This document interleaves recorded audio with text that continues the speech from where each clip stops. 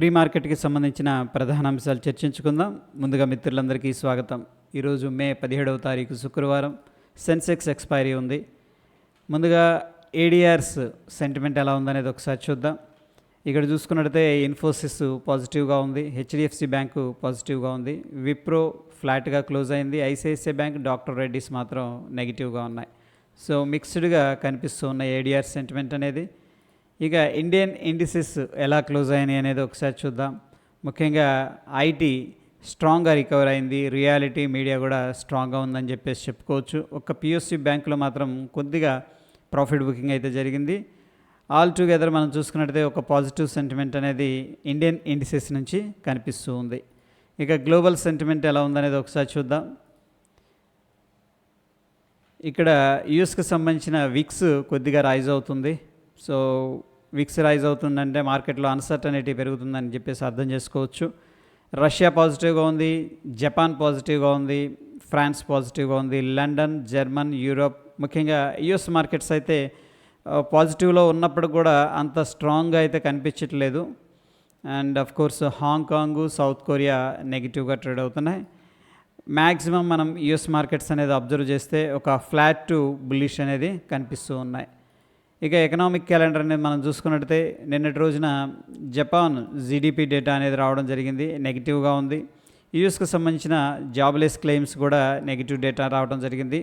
Philadelphia fed manufacturing index data కూడా నెగిటివ్గా రావడం అనేది జరిగింది. సో ఈరోజు ఎటువంటి ఈవెంట్స్ మేజర్గా కనిపించట్లేదు. ఇక ఎఫ్ఐఎస్డిఎస్ ఇండెక్స్ డేటా అనేది మనం చూసుకున్నట్టయితే ఇక్కడ ఆప్షన్స్లో పెద్దగా యాక్టివ్గా అయితే కనిపించట్లేదు. కాల్స్, పుట్స్ ఈ మొత్తం ఓవరాల్గా కొద్దిగా బేరిష్ సెంటిమెంట్తో ఉన్నట్టు చూపిస్తూ ఉంది, కానీ పెద్ద యాక్టివిటీ అయితే కనిపించట్లేదు. ఇక ఇండెక్స్ ఫీచర్స్లో మాత్రం షార్ట్ పొజిషన్స్ క్రియేట్ చేసినట్టు డేటా అనేది చెప్తూ ఉంది.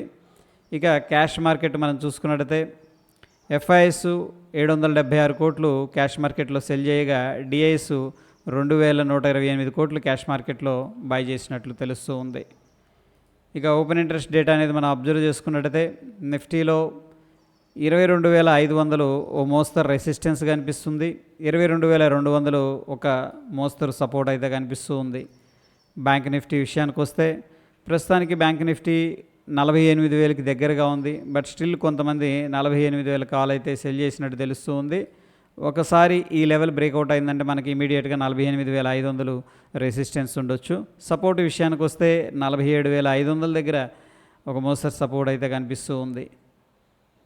ఇక ఒకసారి మన ఇండియా విక్స్ చూసుకున్నట్టయితే ప్రస్తుతానికి కూల్గా ఉంది, 1.3% నెగిటివ్గా క్లోజ్ అయింది.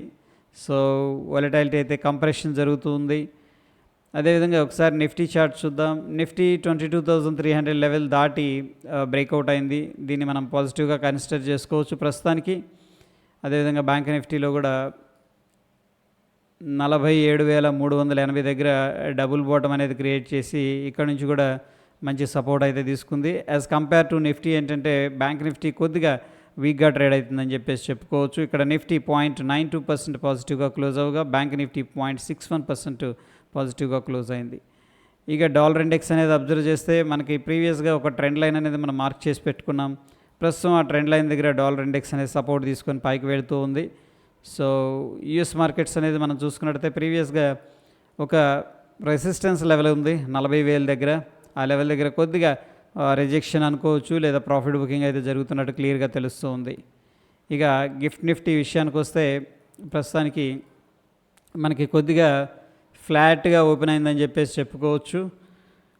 ఇక్కడ నంబర్స్ చూస్తే 22,478 దగ్గర గిఫ్ట్ నిఫ్టీ ట్రేడ్ అవుతుంది. మన నిఫ్టీ వచ్చేసరికి 22,403 దగ్గర క్లోజ్ అయింది.